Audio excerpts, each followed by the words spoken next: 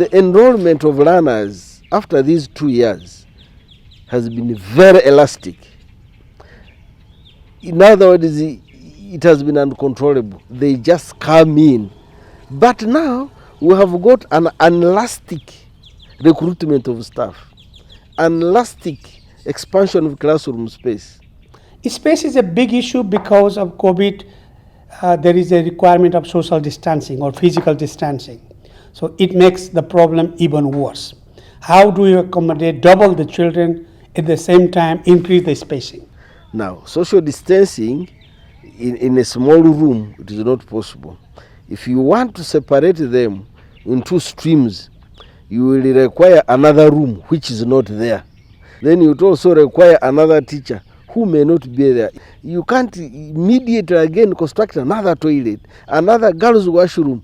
So that's what I'm saying. The enrollment is elastic because this one just happens at once, but these other facilities don't just happen at once. But when we get relief items like these tents from UNICEF, it is a relief.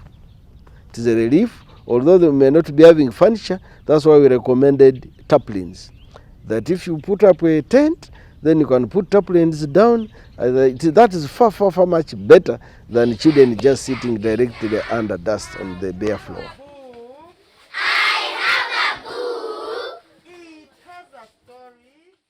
I've been in that tent. This is now a week.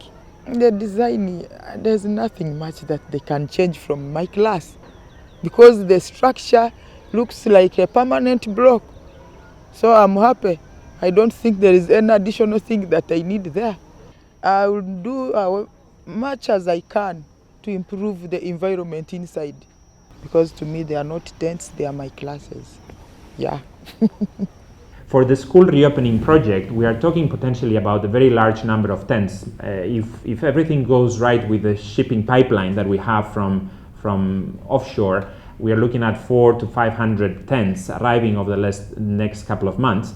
Of course, we have told them these are not blocks. These are tents which can be destroyed if they handle them carelessly. And we have warned them not to use these sharp materials like razor blades or knives to write on them or spoil them or cut them. I like my class because it's very smart. It has good windows and we get enough fresh air.